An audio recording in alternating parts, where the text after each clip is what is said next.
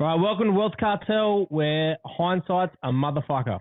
Our mission is to stop people saying, I wish I had a listen, and to help people capitalise on everyone else's mistakes before making them themselves. In summary, our tagline says it all: turn our hindsight into your foresight. So we're just a couple of lads from the west and the central coast who grew up without really any wealth around us and used it to motivate us to make something of ourselves. Along the way, mainly as we matured, we did a lot of things right, but more importantly, we made a lot of mistakes. A lot of mistakes that could have been avoided by not being know-it-alls and actually listening to what others had told us instead of thinking, no, not me.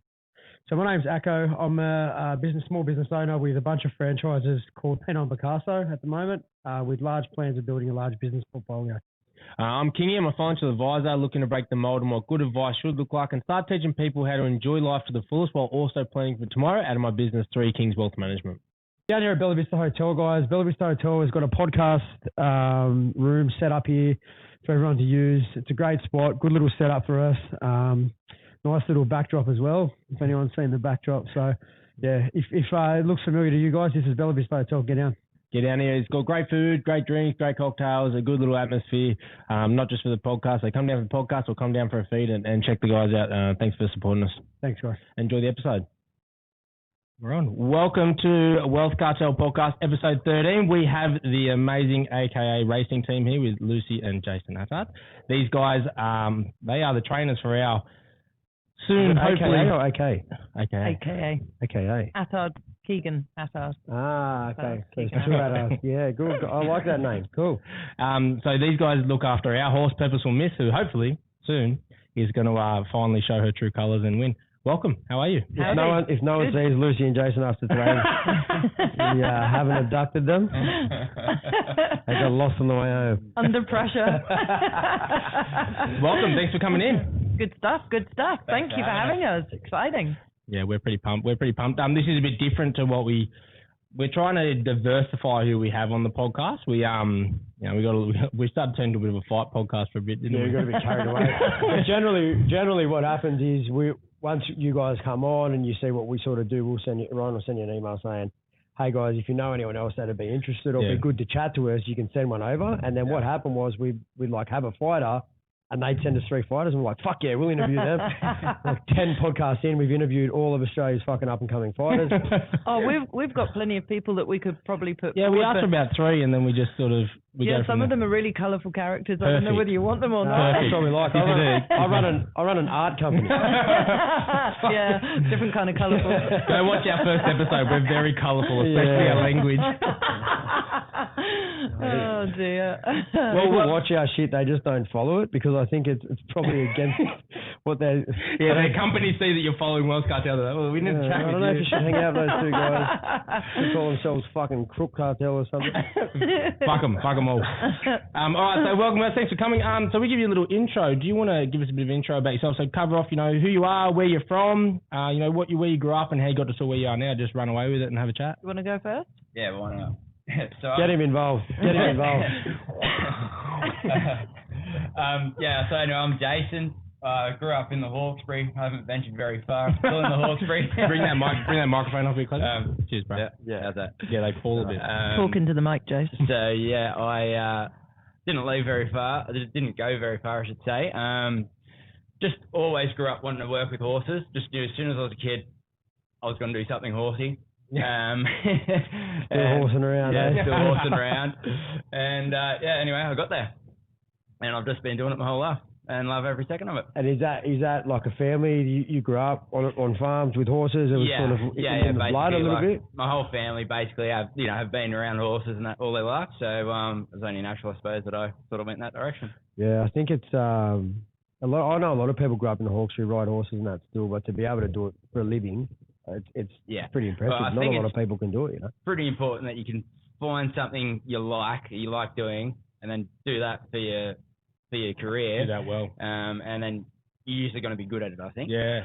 You're going to keep showing up. Yeah. You know what I mean? You're going to keep showing up. There's so many people that just don't show up to work. It's simple. The reason they don't show up is because they hate what they don't like it. Yeah, exactly. Yeah, exactly. And did you, because there's like, I was saying to you guys off air before, so my sister, shout out my little sis, she just bought her first horse and she's a bit like, we never came from a horse family. Like we we sort of did. We got family that owns horses left, right, and centre. You know, my auntie out west, she raised. Anyone who's patted a horse, but they're like, I've fucking ridden horses my whole life. But they own. So she did like show jumpers and stuff. That was her thing. And then and my sister's just been obsessed, mate. Like I'm not kidding. Like since she was like 2 years old, just horse. I mean, you think she'll grow out of it. Never did. And then but we've never had a farm, and my parents aren't real well off, so we couldn't. Horses are expensive, and you got to maintain them. So she was really stoked. She got her. You know, she's been working full time, and she got her own horse this year, and she's been loving it, looking after it. It's out of Glenworth Valley now, but it's a really special community, the horse community. Like and it's hard to make it. Like it's fucking not cheap. It's not cheap. It's not fucking cheap to be a horse person. And man. it's a lot of work. And the fact that you guys are in the racing scene is even bigger. Yeah, dedication is. And knowledge, even just having a pony in the back garden. I think people watch Saddle Club growing up and think that's what it's easy. That's well, I chatted to my old lady about this the other day. We were pretty impressed. I was explaining to her, my mum's a horse. Did you put that on? Yeah. At fucking minus 16 degrees. It's hot. So my old lady, she's grown up loving horses, rode. That's sort of where we gained a little bit of love for it, and then we moved away, and that we sort of lost that. Yep. But she's always loved them anyway. Yeah, you just punt on them. Wasn't a punt when you told me to buy the fucking horse. You told me I told you to buy the horse and bet on it. Fucking sure thing. No. So I was telling my old lady about how Missy's little travel companion was your first pony. Yeah. And she loved it. She was like, you need to keep your horse with them because they love horses, and fucking most people are just doing it for money, and that's who you want to be with. Even if she doesn't win a race. And I was like, fuck that. But no, I was pretty impressed by that. I thought that was a pretty cool trait. Like that was, you know. To be fair, I owe that horse a bloody lot. Because I learned everything that I know now basically with that horse. And I had him since I was 12. And 12? Yeah, I was 12 when I got him. What's the lifespan? 30, isn't it? 30, 35, if they're, well looked after and everything's right. But I just started off with that horse, and basically everything I've done has been self-taught. Well, I got taught by the horse. That sounds, but don't touch me on the back leg, fucker. The steward learned that last week. With Misty. Sorry, that wasn't deliberate. Bad, I was watching her boot the bricks at Musselbrook. I was like, she's gonna break a fucking leg. Oh, she's pretty hardcore. Is that a good thing? Is that a good thing for a racehorse boat? Yeah, especially in mares or fillies, you need that bit of oomph. You need that bit of oomph in their belly. So, and she's got a lot of it. Yeah, cool. So that's good. Lucy was there. I said to the steward after, he's like, comes over, you watch yourself. I said, you fucking watch yourself. Yeah. I said, this is the racehorse gang. She does what she wants, bro. It is a cool little community to be around though. Even going up there, it's one of my mates said, he goes, you're going to go to the first race. And I was like, yeah, it's in Musselbrook. And we did I was in Foster on holidays, and I dragged my family away from the beach to go. Is that unusual how many of us turned up to the first race like that? You know what, actually, we've been quite lucky with a lot of the owners that we've had over the years, that their involvement is to that level and they want to be there. And I think from our perspective, win, lose or draw, you want to be winning, but to have everybody there and the support and you create that bond, I think it's a testament to what you do, because I wouldn't have been there or been so interested was I not getting the updates and the videos and the way you sort of ran that. It made you feel a part of it, and you're like, well, I fucking got to go now. The first meeting we had with you guys with Adam down there was the game change. You guys should be really proud of what you do, because it's hard to be in the horse racing when you love horses. Yeah, it's very hard, I found, because I love horses, I love animals, right? Yeah. And you have that argument after every Melbourne Cup, all the protesters come out and didn't win, fucking shoot it. Yeah, that's right. But it's very hard to. And that was the thing that got us, was that you were chatting to us, and you had us sort of involved. When I got him to get this horse, he was like, I'll come for that, and I won't turn up again. That's what he said. He was like, once it wins, that's it. But I got fucking sports bet. I'm not coming to that. Yeah, and then we turned up, and he was like, fucking like this. Well, to be fair, as fucking annoying as it is, the owners wanting to pat him over the fence, it's great because, we bring him over to the fence for you guys to have a pat, because you love your horse and you're taking selfies and all that sort of stuff. When your horse is like your horse, it's really hard because she's such a she got so much. I seen you the other day. I seen like Adam and that show back up, and I seen you like looking at us from the bottom like. I was thinking, no, not again. Like if she doesn't, sure you wouldn't just come all at once. You fucking dickhead. Fuck off. Honestly, like we won't care. We want what's best for you guys and the horse. We don't give a shit. But it's good for you guys. For people to be like you guys and want to be there, and the girls wanting to take selfies with the horse, and the kids wanting to pat them, and that's awesome. That's what it should be like. Yeah. And but having people early morning to track work actually, and it's one of our kind of tongue in cheek, but not so tongue in cheek, that if you want to come out and watch track work, especially on a Saturday, bring a coffee. Yeah. Definitely bring a coffee for me. Don't care if you don't bring anyone else coffee. But I think that's the side. Yeah, it's a drag getting yourself out of bed, but I think it's a good thing. Feeling and involved. You can be involved, and you can see what goes on. You can see. It just becomes less of a business, and I feel like if you buy a horse, in our instance anyway, like we're not, we're not syndicates or. You buy a horse in our instance, you're silly if you think you're only buying it to make money. You're buying it as a hobby. To lose money. You got to be willing to lose. I believe exactly right. Yeah. What you guys do gives you that way of being personable enough that you go, you know what, I'm enjoying what I'm doing. This is why I'm doing it, as opposed to like my missus said to me the other day, you're not going to the racetrack alone anymore. I'm coming home. It's a big problem with the punting. Because like when we bought it, like I said to Jem, because that's what I said, and I had, you should have seen, I loved it. I frothed. Like when he bought the car, right? Everyone knows he's a client, share it. And I had another client brought a brand new Mercedes. We bought the horse, and I had people messaging me going, do you think as a financial advisor you really should be promoting bikes? I said, those fucking idiots, people that saying. I said, well, the rest of my life is completely on track. I can do it. And what we do is, like I said to Jem, what we'll do is we'll do a 2-year commitment where, so we looked at your fees and we said, we'll buy the horse and then we'll put 10 grand, which is 2 years worth of fees pretty much, into an account. And we just won't look at it. And then when it comes up, if we haven't won any money with that, we'll reconsider what we're doing. We'll have a look, have a chat, probably put more in and keep it because we love the horse. Yep. But let's just, the 2 years we can sit back and have no stress. And next year when she wins the Everest, you're sweet. Fuck yeah, the Everest. You heard it first. Another first. Yeah, you heard that. You heard that one on his. Load up on purposeful missing the Everest. She's not going to win the Everest. We all know who's going to win the Everest. Come on, this is a long-running joke. Yeah, definitely not that one. Tweed for the Everest. Tweed. Who's that? Exactly. Oh! Who's Tweed? Her horse. Really? He's beautiful. Yeah, but beauty doesn't win the fucking Everest. Be ashamed if you got hurt. You guys aren't coming back to the stables. That's it. And your training fees just went up as well.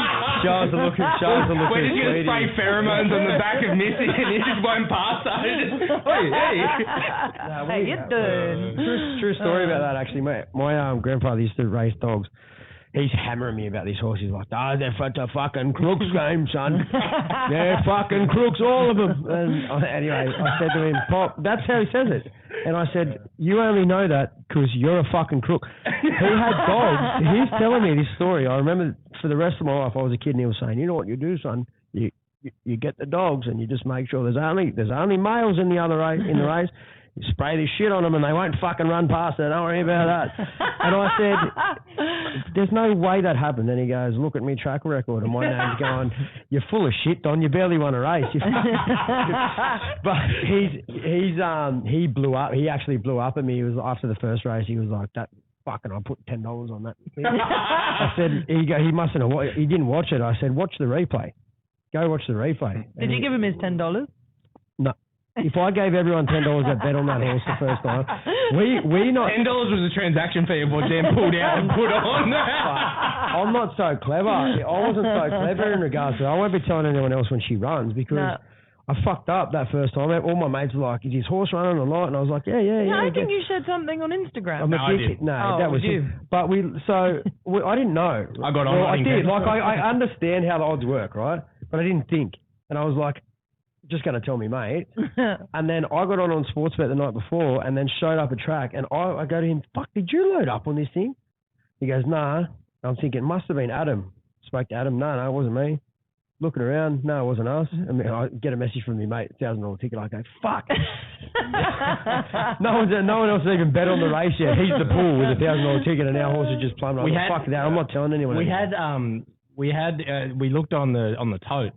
and we had 99% of the pool. For the couple of nights before, we were sitting in Muswellbrook at a pub, and when they first, so we must have been just on it refreshing because we're like, fuck, when are these things coming out? Like we're all together, and as they come out, all of us just going, fuck this, and just like because we boosted as well. We got it at like 18 and boosted like 21. I got it at 21. I got it at 21 and loaded up at 21. And I'm like, I'll put half on today and then tomorrow. Fucking true. Funny story. When I loaded up on that, there was no bet review, sports bet. It hadn't had a trial. I loaded up I had $2,000 at 21s. I went whack, there was no bet review. The fucking second race, I had to put it on in $250 increments across all different... because they'd seen it, obviously, what had happened, and they're like, hey, you're fucking not getting that. We've got you. But I didn't know they did that. I had no idea.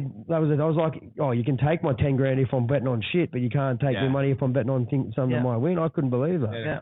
It was good. That was my first race as an owner, and I'm not a big punter as it is, but I punted every race that day. That's the one you think I won't punt on anything other than my horse. I won every single race that day except our fucking race and still left down. Hey, I think we should invite Rory for your next podcast. Let's bring Rory in. Yeah. Bring Rory in. We like Rory. We actually like. What I was saying to Adam at the track. Bring Graham Buckley in. Bring him fucking what Adam was saying, and I was saying to Adam about the jockeys, like. It's obviously jockeys. Well, I think what we need is we need a consistent jockey too. Because if Rory rides that second race, I think we do much better. If we cut Rory's right leg off, that's he can ride every single race. What's the situation around? Or pay for stomach surgery. Let's get a staple put in there. Rory? If we can sort that out. Oh, you know what? I'll tell you what. Next struggles. Hey, can I want to ask you actually? I haven't had this conversation. What's the situation around? What's it called when you fucking appeal?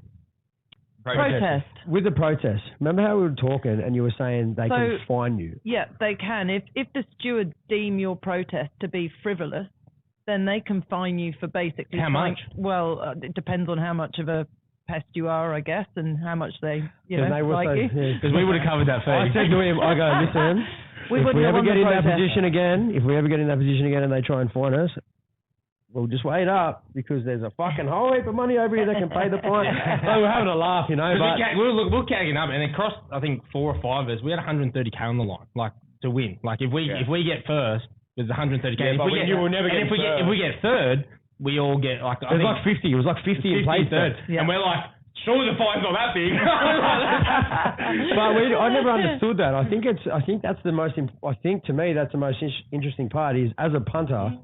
You just watch the horses run and the money come in or go out. Yep. And then once you're involved and you start hearing the different conversation, there's so much. Like I remember watching Rory get off the horse that day going fucking like blowing up. And I was saying to him, he's going to protest. I said straight away, he's going to protest. He's fucking blowing up. He ran back in, yelling at me because I'm coming down the stairs. I'm going to look at the footage. She got smashed on that race. She you guys when you guys she got smashed in the second race. She got fucking belted by that big racing. Dude. Yeah. I tell you, she doesn't care. I want to see you jab someone. I actually really enjoyed watching the first one back, just because she did get belted, and I was still thinking. I was going nanas on the track. I was going like the other day. Actually, the other owners are probably looking at me like, "What's the fuck wrong with this bloke?" Because I went, "Fuck this, I'm going." I didn't speak. I just said, "I'm going. I'm fucking." It was really funny because I went back down to the types and I got Adam and Jackie, and I was like, "Where are the boys?" And he was like. Yeah, no, they're gone. Oh dear. It was before the end of the straight. She was coming around the corner, and I went, "Fuck this! I'm going home." And I was with my mum, brought my mum and my dad along. My mum was going, "Just calm down, son." I said, "Fucking let's go, get in the car, and fucking leave it. I don't even want to watch this shit." Just because you know too, because even like you watch that straight, and I'm thinking, "Fuck that horse is running fast now." Yeah. Well, we watched the jump. We were with Adam, and we've all gone, "Oh, beautiful jump!" And then as soon as they come around the corner, Adam's like, "Fucking serious?" I didn't have my glasses on. I can't see the jump. I can't even see the horses on the other side of the track till they're in the straight. That's what the screen's for. All right, so Lucy, maybe give us a bit about you. So who, where, what's your story? I'm Lucy. Originally from... She's Scottish, isn't it? Yeah, good pick. Other end of the country, champ, south. That was a G up. That was just a wee bit south of that border. I'm from Newark, which is a little village near to Brighton, about an hour south of London in the UK. I've been over here now for this is my 10th year, just over 10 years. Jason and I have just celebrated our 9th year together. 7 years married. Less than murder.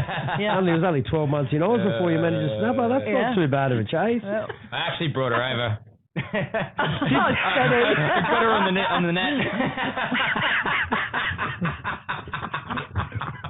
How much do I get if I divorce you at this point? I was trying to hang it out until 15 years because I thought it'd be well worth it. There needs to be 50 horses before you get a divorce, not 30.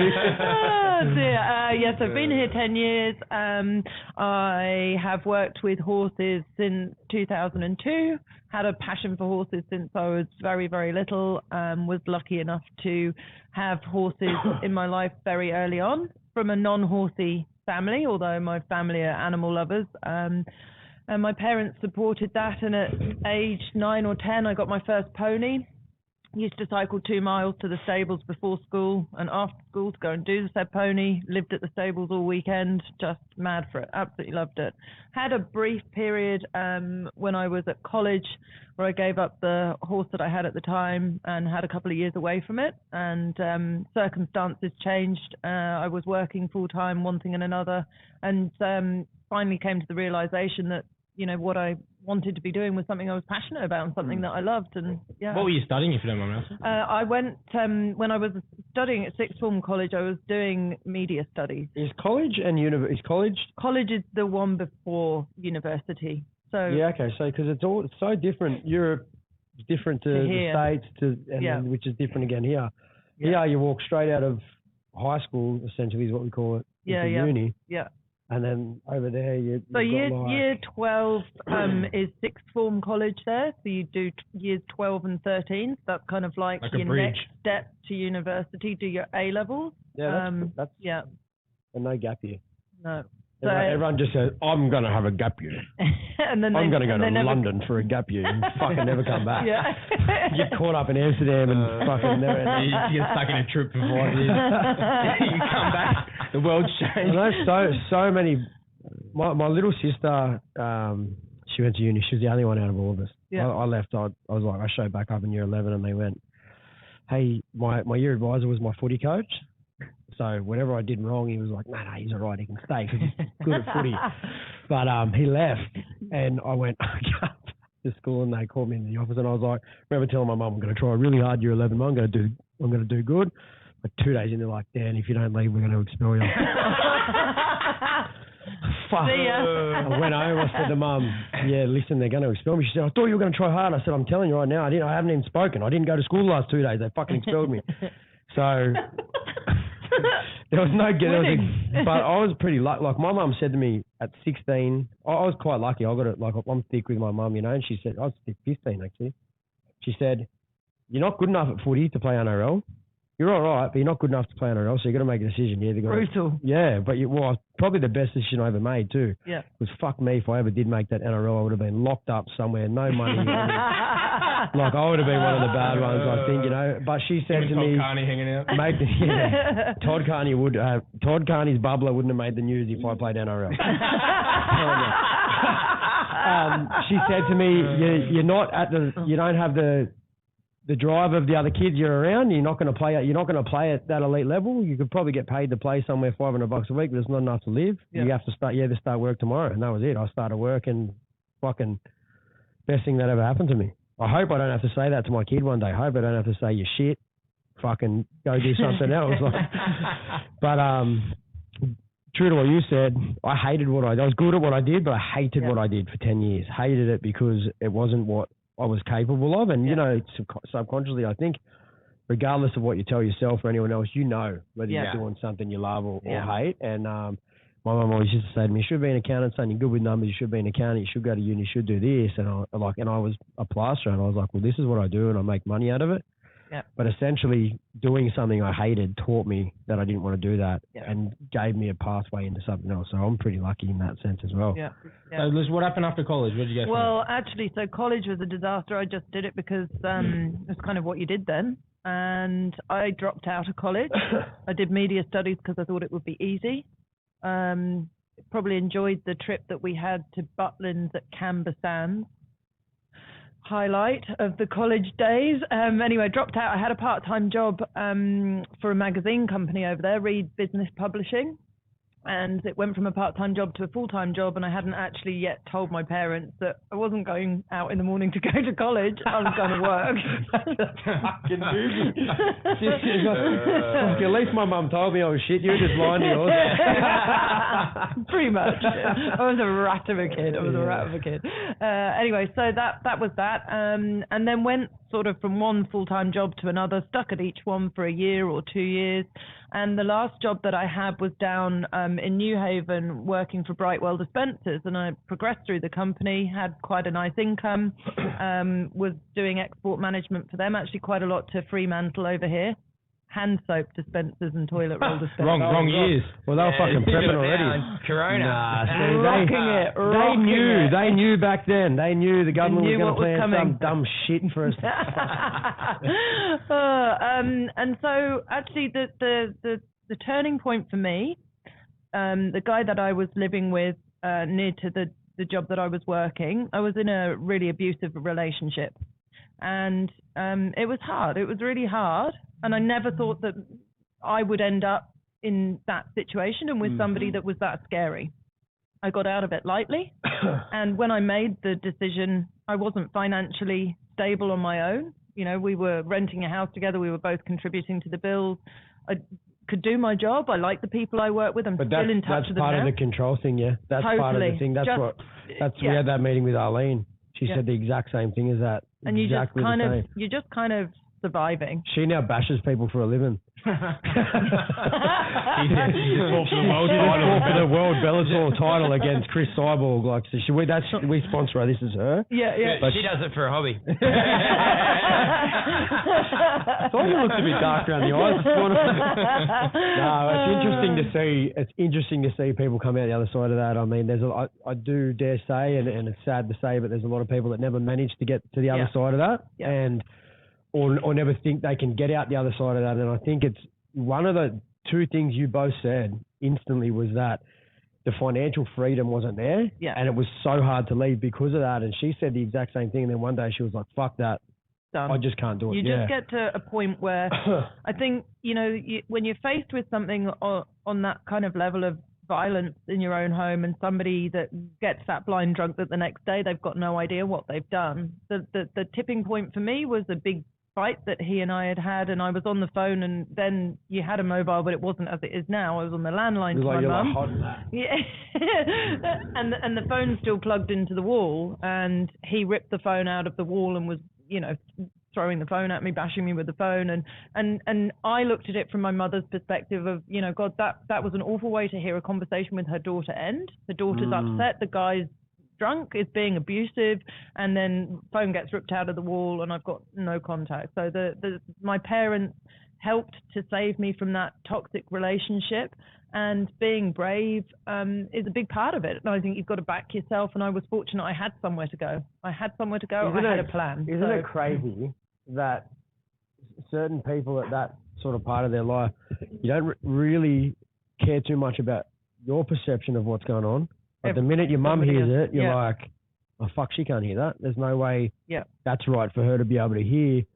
If you were taught that as a kid, I sort of say, be the man you want your daughter to marry. That's one of the things I say. If you were taught as a kid to look at yourself the way you want your mum to be treated, have yourself treated that way, I think that'd be a big step in regards. I think we're a lot better in Australia today than we were 10 years ago, domestic violence wise, only because of the awareness. Like there's a lot of shit going on. But it's fucking crazy to hear that you couldn't put yourself high enough on a pedestal to walk, but once your mum heard it, you're like, oh, that's not different. And it's you're right. It's all about perspective. So I had applied to an agricultural college that was located near to my parents to do equine studies, a higher national diploma, which I could have continued on to do a BSc, Bachelor of Science degree in biology. Anyway, so I quit my job, quit the full-time job. Mum and Dad said, move back here. So I left, moved back there.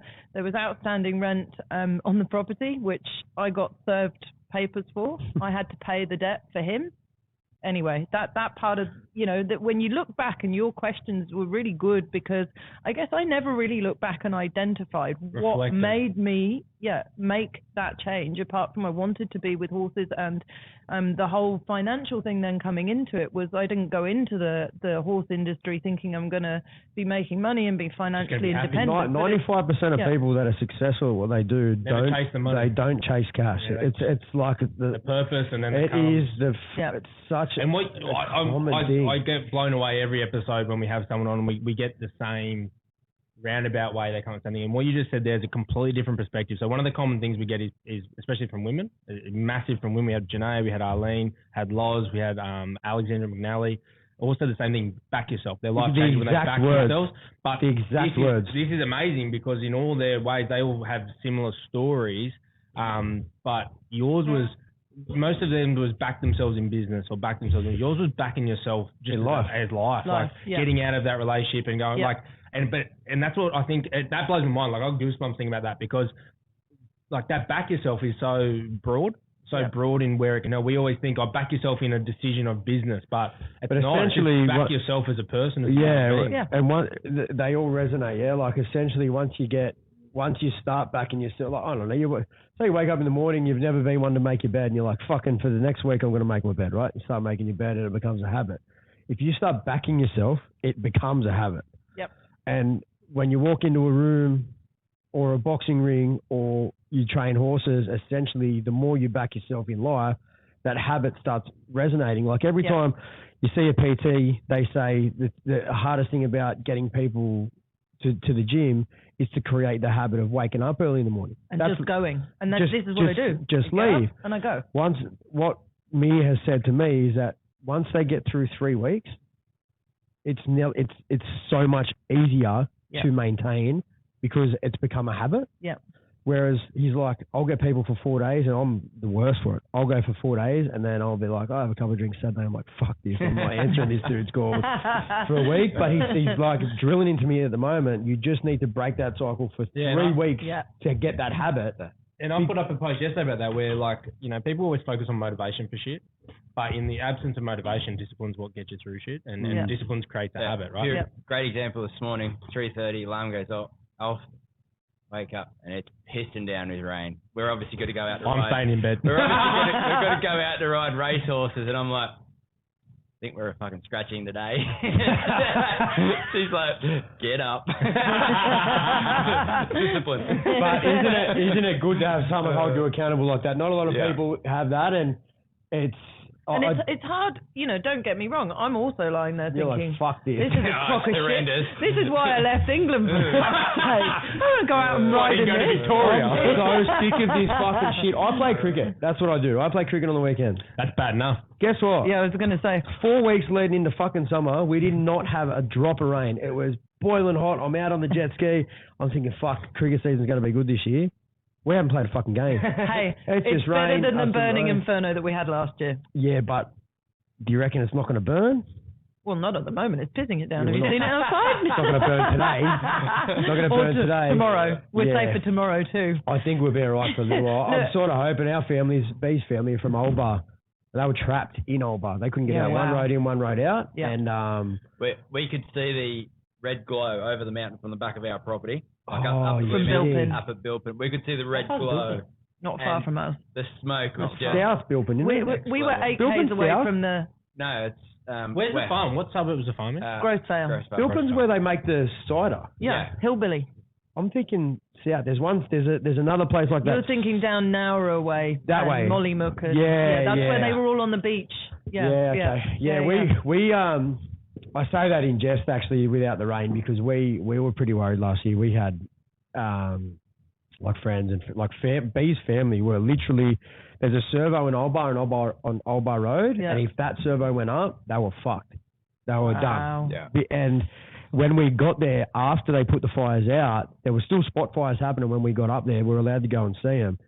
And the service station is literally right here, and they chopped a line of trees down in front of it, and then every tree back was burnt. Oh, wow. I'd never seen anything like it in my life. So, yeah, I do say that in jest. This rain is probably going to help us get through the summer because fuck me last And summer can you not play cricket in waterproofs? Like we rode in waterproofs this morning. Like yeah, I know it's the ball. Running around with an umbrella. I'm not really sure if the ball will bounce, but it's a leather ball. So between Richmond and Currajong's where you are, yeah? Yeah, correct. Yeah.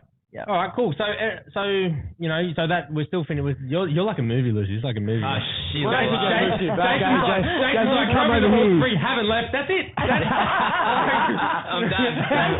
You didn't have to leave, mate. Europe come to you. Same horse in 12. I love it. I think polar opposites, eh? Polar opposites. Business, and it's amazing. I love it. And that's totally what we've got. Jason and I were both raised very, very differently, and nothing right or wrong about either way, just differently. And if it weren't for Jason working hard... you blokes drink your beers warm in England. We drink them cold over here. Yeah. I don't know, if weather stays up, we might have to heat them up a little bit. Jason, if it weren't for Jason and him working hard from... When did you get your first job? 11? 12 or 11 or something 12? Like that. Picking up poop after school, you know, just... It's a pretty common thing out in the Hawkesbury Bud, isn't it? Yeah, I know a lot of people that start work early in the Hawkesbury. I used to get pretty into it. I used to go to work, I think 3 or 4 hours after school every day, and it got to the stage like Mum was like, "Mate, you got to do your homework before you go to work. Like you can't just not do your homework." So I used to go to and I wasn't a nerd by any means. Go to the library at lunchtime to do my homework, just so you could go to work. So then when I got home, I could, you know. But fuck that. It's that Aussie convict mentality, eh? Like just we're used to as a kid, you do so many chores that when they're like, you can do chores and get paid, you're like, fucking no! I hear these people, I do it for free. I'm a slave, bro. When it's your passion, too, because I know a kid that he's a barber, right? And he was like, I want to be a barber straight out of school. He's friends with my sister. I want to be a barber straight out of school.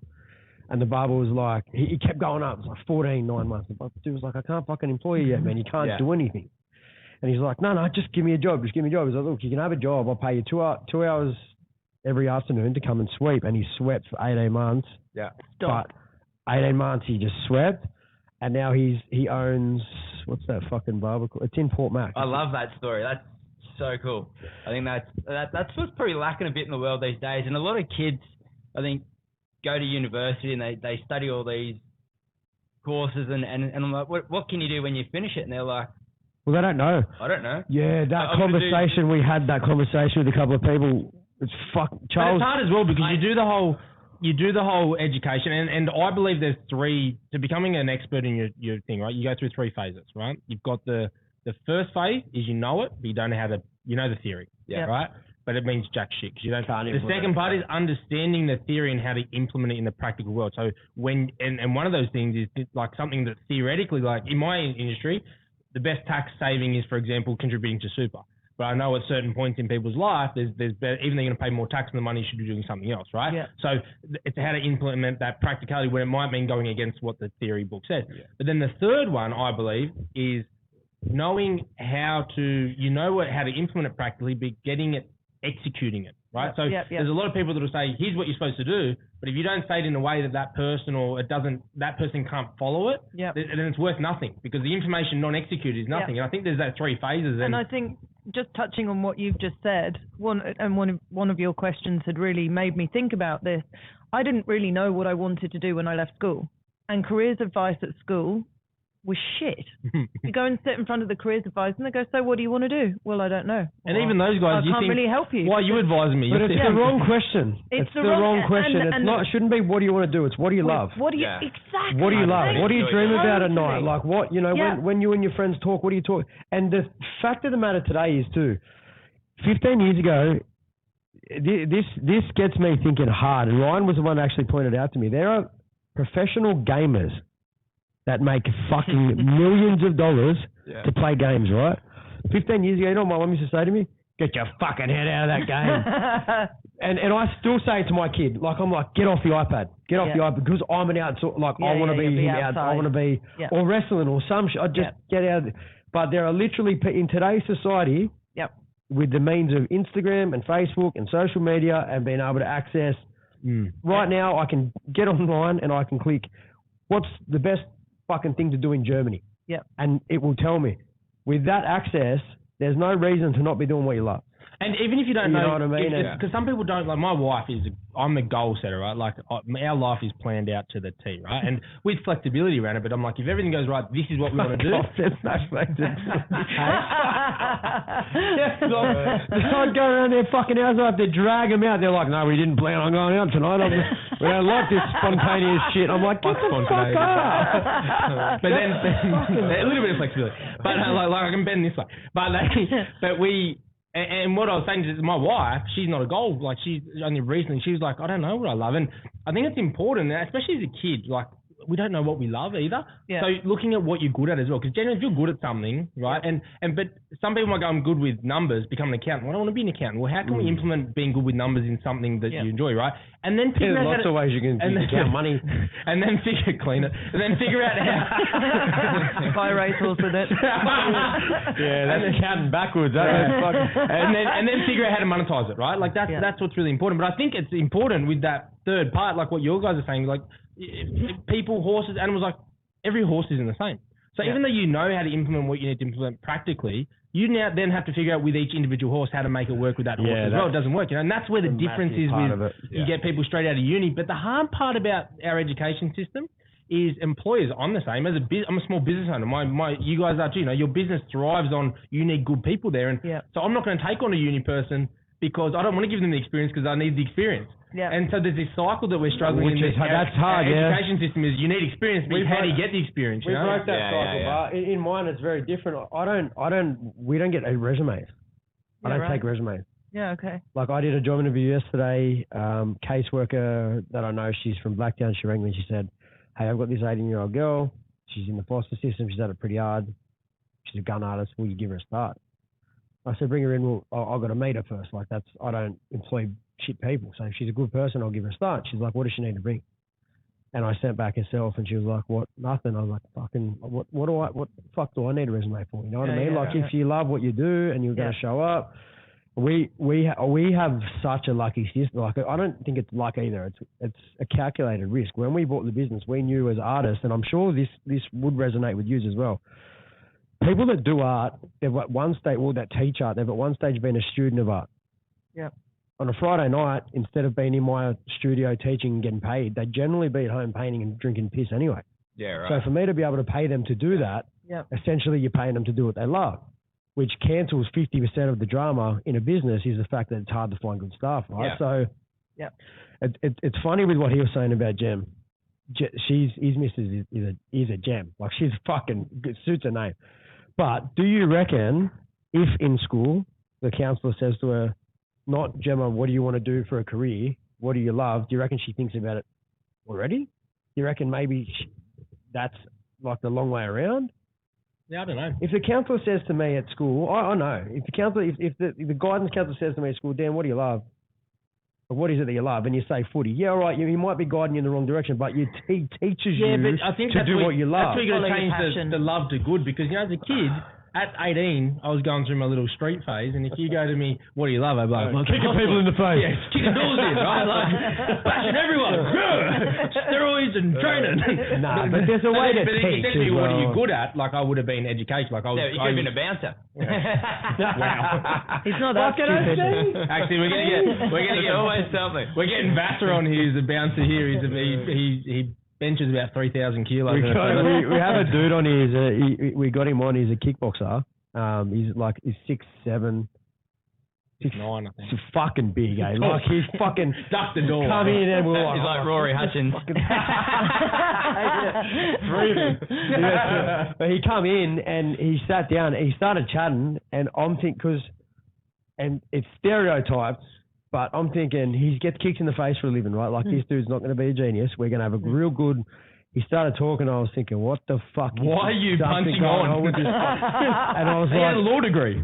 We were like, listen, tell us about yourself. And he was like, oh, I'm a qualified lawyer. I was like, you fucking what? And he gave up.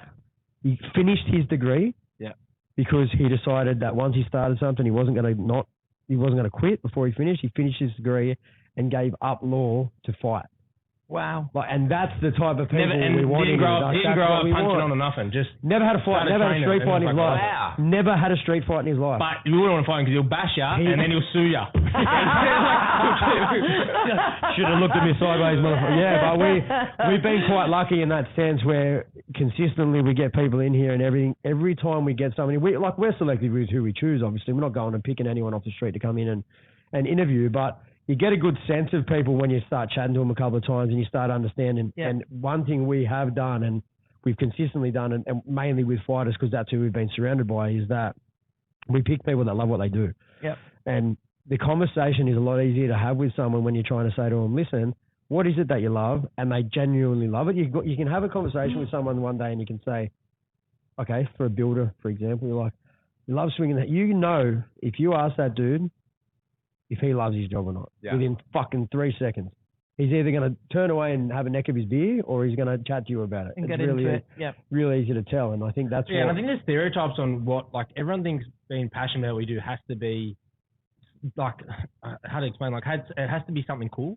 Like, it has to or be... Or something that can generate big dollars. Yeah, and like, my stepdad, he's a chippy, right, by trade, and he is the, like, I just wish I was me 20 years ago and I could have helped him monetize it better because he was the best builder I've ever seen, my best chippy, he'd finish work, like a 10-hour work on boats or whatever he was doing, and he'd come home in the garage and he would make shit. Like, he just loved what he did, you know what I mean? I think that's really important. People just think you have to be passionate about something that makes you a millionaire. I hate air conditioning.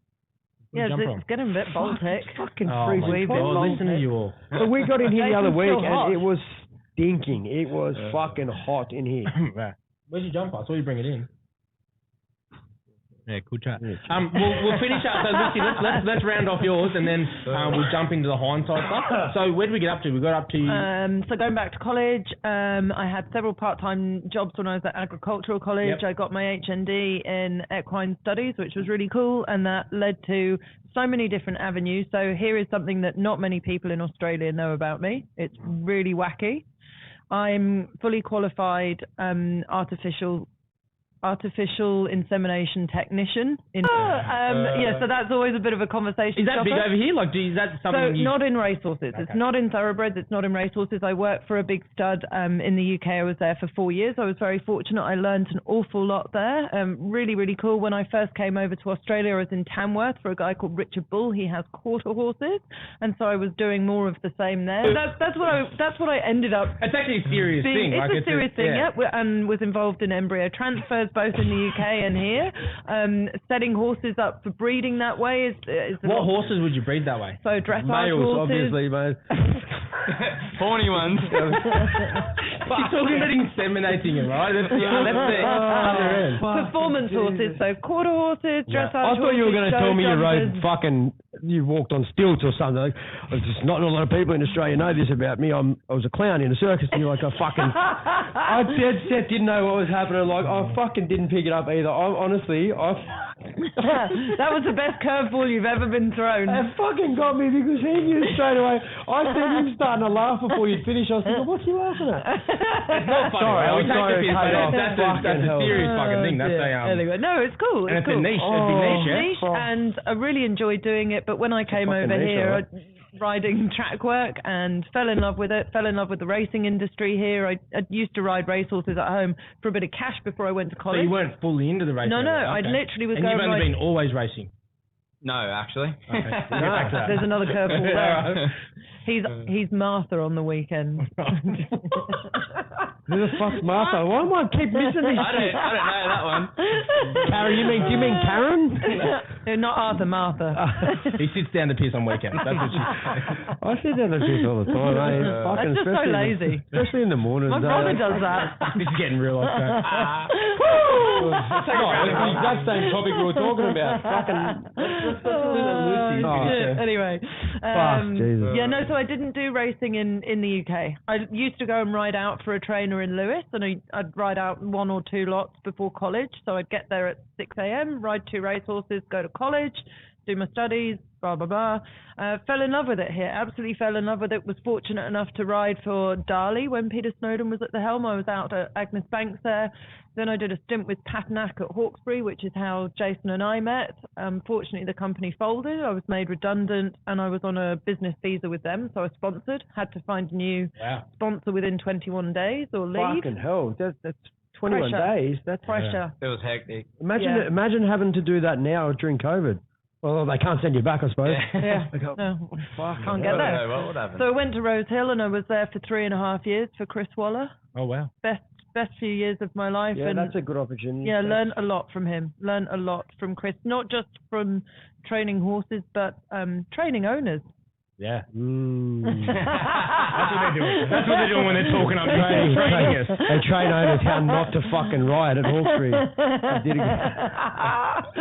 Oh dear. So yeah, no, years, really valuable years, and they've all the paths between Jason's background and my background have all channeled. And if you could have sat back and said, you know, where is all of this going to lead? You couldn't have picked it, but it's led to. That's probably the best part of most people's story. Like it led, everything you did led to where you are, but you never would have picked it. No. Like, ever. And everything does happen for a reason. 100%. Good, bad, or indifferent. 100%. And you've got to back yourself to get through you it. Just got to consume it, don't you? So many people fight. Oh, I know so many people, and good people too. Like it's not that they're shit people, but they fight so hard going up against something that's inevitable or something that's happened. And Control I just what you feel control, like, back yourself, and then ride it. Yeah. I used to be one of them. I used to be one of those dudes where I would say this to you all the time. I'd like stress so hard about something that Even hadn't just happened before yet. the podcast, like 3 months ago. Yeah, like fuck, like I would just stress before it had happened, or I'd really let what was going on outside of my family life interact with. Like right now in my life, so without my business, I'm not the same person. Without my family, I'm not the same person. But those two, as best as I can, I split them separate. Yeah, because it's really my wife was sort of saying to me the other day she wants to come and work with my business partner, and it gives me anxiety because I'm like, we're in such a good spot, eh? Like I don't want to. She's like, well, you don't want me to work with you? And I'm it's like, fucking hard.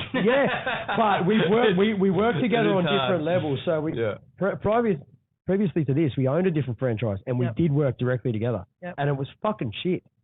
But it was shit because I didn't know yet how to run businesses the way I do. Like it was a big learning curve. And I don't you didn't know how to separate your emotions either. Yeah. Like she'd say, I forgot this, and I was like, you fucking... You fight about it for 3 weeks. You know, and I'd lose her, but... and. It's crazy because right now I don't do that. I don't. If it's out of my hands, if I can't help it, I won't stress. If it's something directly that goes, you know what? Say for instance, if someone showed up to our studio in Canberra 2 days in a row. I don't know how it happened. Went to open the lock, the key didn't work, right? And I've got a session in half an hour, and I'm in fucking Sydney, and I'm like, I don't know any locksmiths. I can stress about that, but I can stress because I need to act. But if, say for instance, it hadn't happened yet. I'm thinking about it for 7 days. Like, what if the key doesn't work? You know what I mean? When you put it in perspective like that, you look at yourself like, you're a Derek. Like, what the fuck are you thinking like that? We launched Janae this week. So we filmed her last week. She's an up-and-coming Bellator fighter as well. And it's something that changed my life heavily. And she talks about it as well. One thing that changed her was that, you know, and it's another theme on our podcast that we've learned from as well is controlling what you can control. You know, like a great example is when you're late to something, right? Like if you're running late, you're running late. If you get stressed about it and get angry, you're going to be late still. It's not going to change that. And then you're going to be angry. Idiot. So this relates to us so much because Jason does this thing before we leave the house. He knows, like today, he knows what fucking time we've got to be here. He can tell the time, and I'm getting ready, and he's going, what time do we have to be there? You know what time we have to be there? It's a nice way of saying, hurry the fuck up. It's like, what are you doing?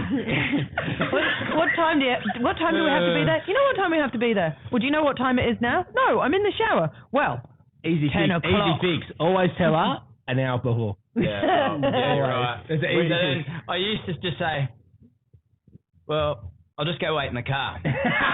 That's a classic. Used to really give me the willies. And then I find out when I say that, she goes and sits on the fucking couch for another 10 minutes. It makes me wait longer. That's just rude. Don't go and sit in the car like we're going to toot the horn like an impatient taxi driver. It's not as rude as being in the shower 5 minutes before you're supposed to leave. So I go into a wedding. You go into a wedding, you're like, yeah, fuck it. I wouldn't do that for a wedding. I wouldn't do that for a wedding. Fucking, I have left my wife. We were in a hotel. We're going to the wedding. I'm like, you're taking fucking forever. Ceremony's going to start, and I've got to be 15 minutes early. Like, you see, I've got to be there, right? And I'm like, it's a fucking wedding. This is, it's Lucy and I are on the page. My wife, you guys, and she's going to me. She's like, just relax. And I'm like, she's like, I'm just going to go. I'm just going to finish my makeup. I was like, oh, that's why I just left. See, so my wife, we're in Newcastle, and I just went to the wedding by myself. She got there. She was like, how fucking dare you? And I was like, did you miss 10 minutes of the ceremony? Well, yes, I did, because I didn't know how to get here. Well, you would have known how to get here if you weren't fucking doing your makeup. Yeah, my wife comes from her dad was like a 30-year wine. I've never done it again. I got in real big trouble. So my wife, her dad's 30-year military wine officer, right? So always 15 minutes early. Like if you're 5 minutes early, you're late, right? But I was in the army for 5 years, and I fucking despise that, because I was like, I'm wasting my time, because my boss would tell me 10 minutes early. His boss would have told him 10 minutes. Next thing you know, I'm 4 hours early. So my thing is, I will be on time to anywhere. I will walk in on the dot, right? I won't be early. I won't be late. On the dot. You are on the dot. So I play my dad. So Gemma gets anxious. She's like, babe. I'm like, babe, it takes 15 minutes to get there. We're half an hour. She's like, yeah, she loves getting places like half an hour early. I'm like, I fucking hate that. I'm going to sit there for half an hour. My time is important. So I'm on the dot. So I'm like, I'm the opposite. I'll be in the shower 10 minutes ago, and she's like, babe. And my wife gets ready like that. Like, she's better. I take longer.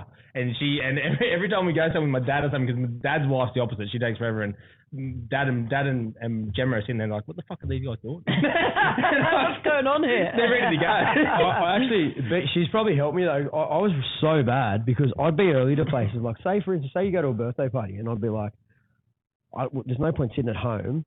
We can just say it's at the Fiddler. We'll just be there an hour early, and then we'll go into the. But I've had 6 beers by the time the birthday starts. That's deadly. That's the signal there. Acco, you're going to do a speech for his 21st. Oh, I'm going to fucking speech. Everyone I've ever been was like, why are we going places an hour early? You just end up belligerent. We used to be late with my mum until my stepdad implemented the half an hour. Used to tell mum it was there. So we'd get places early, and I used to hate being the only people there as a kid. I'd be standing in the corner like. And then they'd be like, can you help set up? Oh, fucking beauty. Yeah, of course I can, dickhead.